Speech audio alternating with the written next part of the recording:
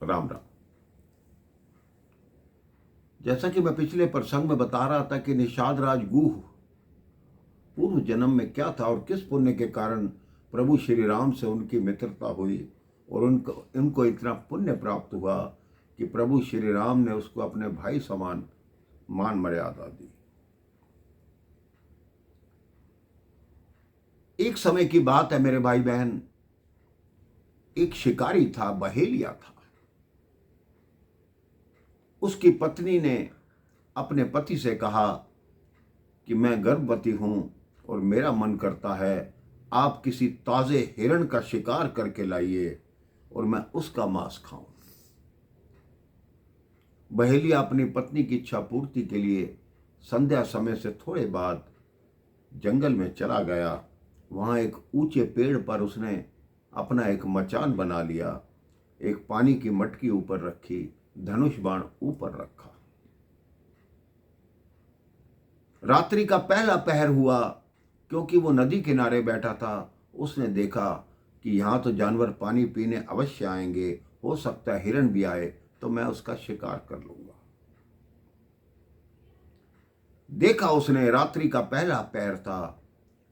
जैसे वो उठा अपनी जगह से, वो वृक्ष हिला, उसके कुछ पत्ते गिरे, वो जो मटका था उससे कुछ पानी गिरा। इतने में देखा एक हिरण है, उसने धनुष बाण कसा। हिरण ने देखा कोई शिकारी मेरे पे शिकार करने के तैयार है। उसने कहा आप क्या कर रहे हैं? कहते मैं तुम्हारा शिकार करना चाहता हूं। मेरी धर्मपत्नी ने कहा है कि मुझे ताजे हिरण का मांस चाहिए। वास्तव में वो हिरणी थी। उसने कहा मैं आपसे वचन देती हूं कि मुझे जाके अपने पति को और मेरे जो शावक हैं, बच्चे हैं, उनको जाके बताने दो कि मैं शिकार होने जा रही हूं। कम से कम वो मुझे ढूंढेंगे नहीं। वो कहते तुम्हारी बात पे क्या विश्वास किया जाए? तो हिरनी बोली मुझे ब्रह्मा जी की सौगंध, मैं वापस लौटकर अवश्य आऊंगी। एक पहर से रात्रि का दूसरा पहर आ गया। उसने फिर देखा एक हिरण की आवाज है, नदी में जल पीने आया है। वो फिर उठा, फिर कुछ पत्ते गिरे, फिर कुछ जल गिरा, फिर उसने धनुष बाण कसा।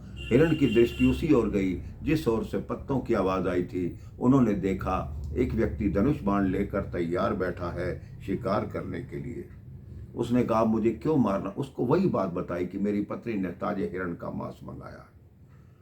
उसने कहा मेरी पत्नी काफी समय से वापस नहीं लौटी, मैं उसे ढूंढने आया हूं। एक बार मैं अपनी धर्म पत्नी को यह बता के आ जाऊं कि मैं शिकार होने जा रहा हूं, फिर मैं आपके पास लौट कर आऊंगा। उन्होंने कहा आपका भरोसा कैसे करूं? उन्होंने कहा मुझे नारायण की सौगंध, मैं लौट कर आऊंगा। न जाने क्या बहेलिये के मन में आया, कहते चले जाओ। तीसरी बार क्या हुआ मेरे भाई बहन? रात्रि का तीसरा पहर आया। एक और हिरणी उसमें जल पीने आई। फिर वही बात हुई, फिर पत्ते गिरे, फिर जल गिरा। तो उन्होंने कहा कि मैं भी अपने पति और अपनी बहन को बता के आती हूं, फिर लौट कर आऊंगी। उसने भगवान शिव की सौगंध खाई, वो भी चली गई। अब वो तीनों, जो हिरण था उसकी दोनों हिरनियां उनकी पत्नी थी। वो आपस में सलाह करने लगी कि बताओ शिकार पे तो हमें जाना ही है, कौन जाए? जो बड़ी हिरणी थी उसने कहा बहन तुम मेरे बच्चों को संभाल लेना, मैं चलूंगी। हिरण ने कहा नहीं तुम माँ हो, तुम यहीं रुको, मैं जाता हूं। छोटी बहन बोली नहीं तुम संभाल लेना, मैं जाती हूं। तो हिरण ने एक निर्णय लिया, ऐसा करते हैं हम तीनों चलते हैं। उस बहेलिये को जिसका शिकार करना होगा वो कर लेगा। अब बच्चों ने सुना कि माँ बाप कहीं जा रहे, उन्होंने बच्चों को वहीं कहा तुम नहीं आओगे, लेकिन बच्चे भी पीछे पीछे हो लिए। रात्रि का चौथा पहर आया। उसने देखा आहट है, वो फिर उठा, फिर कुछ पत्ते गिरे, फिर कुछ जल गिरा। उन्होंने कहा हम सब आपके सामने हैं, आप जिसे मारना चाहें मार सकते हैं। इतने में भगवान शिव वहां प्रकट हो गए। देख कर अचंभित हो, कहते मैं तेरी भक्ति से बहुत प्रसन्न हूं। वो कहते मैंने क्या भक्ति की? कह रहा तुम नहीं जानते, आज शिवरात्रि है और जिस वृक्ष पर तुम बैठे हो ये बिल पत्र का वृक्ष है और इस वृक्ष के नीचे एक शिवलिंग है। रात्रि के चारों पहरों में तुमने बेल पत्र भी चढ़ाए हैं और मेरे पे जल भी चढ़ाया है। मैं तुम्हारी भक्ति पे बहुत प्रसन्न हूं।